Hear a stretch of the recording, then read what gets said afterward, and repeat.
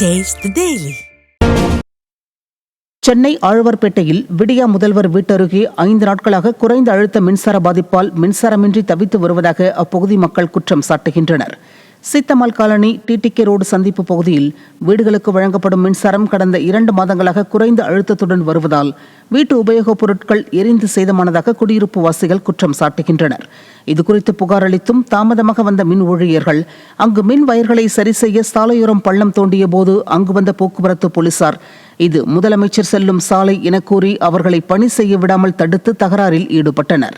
இப்படி ஒரு மக்கள் விரோத முதல்வரை நாங்கள் பார்த்ததே இல்லை என குமுறும் மக்கள் சென்னையில் தடையின்றி மின்சாரம் வழங்கப்படுவதாக கூறிய ஸ்டாலின் தனது வீட்டருகே உள்ள மக்களுக்கு சீரான மின்சாரம் வழங்க முன்வராதது ஏன் என்று கேள்வியும் எழுப்பினர்.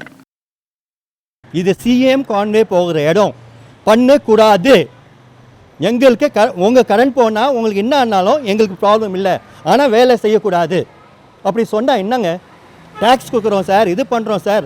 போய் பார்த்தா நடு ரோடு இல்லைங்க, சைடில் ஃபுட்பாத்தில் வந்து தோண்ட முடியாதான். என்னங்க, நம்மளும் சாப்பிட்றோம் ராத்திரியில், வீட்டில் கரண்ட் இல்லாமல் லோ வோல்டேஜ் 3 ஃபேஸில் ஒன்லி ஒரு ஃபேஸ் தான் வருது சார், ஒரு ஃபேஸ் தான் வருது. யார் பள்ளம் போட்டிங்க, பள்ளம் போடக்கூடாது, க்ளோஸ் பண்ணுங்கள், இது வந்து சிஎம் கான்வே போகிற ரோடு அப்படின்னு சொன்னாங்க. இதுவரையும் நான் ஒரு இதில் கிராஸ் பண்ணதை நாங்கள் பார்த்தது இல்லைங்க, இந்த பக்கம் அவர் போனது பார்த்ததில்லை. ஆனால் க்ளோஸ் பண்ணுங்கள் அப்படின்னு சொல்லிட்டாங்க. இதனால் பார்த்தீங்கன்னா இந்த நிமிஷம் வரையும் வந்து அவர் பேசுகிற சண்டை போட்டதுக்கப்புறம் பார்த்தீங்கன்னா 2 ஃபேஸ் தான் வந்திருக்கு, இன்னும் 3rd ஃபேஸ் வரவே இல்லை. ஆனால் இதுக்கு நாங்கள் லாஸ்ட் 4 நாளாக பார்த்தீங்கன்னா தினமும் வந்து டீசல் வாங்கி தான் வந்து ஜென்செட் ஆன் பண்ணி ஓட்டிக்கிட்டு இருக்கோம். ஓகேங்களா, ஒரு நாளைக்கு 4000 ரூபா வந்து டீசலுக்கு மட்டும் செலவாகுது. ஓகேங்க, கமர்ஷியலில் தான் இத்தனைக்கும் நாங்கள் பே பண்ணுறோம், எல்லாம் பண்ணுறோம். ஆனால் இதுதான் இங்கே நடந்துக்கிட்டு இருக்க சிச்சுவேஷன். அதிமுக ஆட்சியில் கொண்டு வந்த 7.5% உள்ளிட ஒதுக்கீடு சட்டமே அரசு பள்ளி மாணவர்களும் மருத்துவராக முடியும் என்ற கனவை நனவாக்கியதாக இந்த சட்டத்தின் கீழ் பயின்று சென்னை ராஜீவ்காந்தி மருத்துவமனையில் பயிற்சி மருத்துவராகியுள்ள பூபதி பெருமிதம் தெரிவித்துள்ளார். நீட் தேர்வு கட்டாயம் என்ற மத்திய அரசின் உத்தரவால் அவதியடைந்த ஏழை எளிய அரசு பள்ளி மாணவர்களின் கனவை நனவாக்கும் விதத்தில் 7.5% உள்ளிட ஒதுக்கீடு சட்டம் 2020-21 கல்வியாண்டில் கழக பொதுச் செயலாளர் எடப்பாடி கே பழனிசாமி முதலமைச்சராக இருந்தபோது அமல்படுத்தப்பட்டது. இதன் மூலம் 435 பேர் மருத்துவ படிப்பில் சேர்ந்ததோடு அதிமுக ஆட்சியில் புதிதாக 11 மருத்துவக் கல்லூரி மருத்துவமனைகள் கட்டப்பட்டதன் மூலமும் மருத்துவம் பயில்வோரின் எண்ணிக்கை உயர்ந்தது. தற்போது 7.5% இடஒதுக்கீட்டில் தேர்வான 435 மாணவர்கள் தமிழகம் முழுவதும் பல அரசு மருத்துவமனைகளில் பயிற்சி மருத்துவர்களாக பெருமிதத்தோடு பணியாற்றி வருகின்றனர். நான் குண்டுமல்லா நாயக்கனூர் அப்படிங்கிற ஊரில் ஈரோடு டிஸ்ட்ரிக்டில் இருக்குது. அங்கே தான் பிறந்து வளர்ந்தேன். ஸ்கூலிங்லாம் 12th கவர்மெண்ட் ஸ்கூலில் தான் படித்தேன். நீட் எக்ஸாம் வந்து 2020 எழுதினேன்.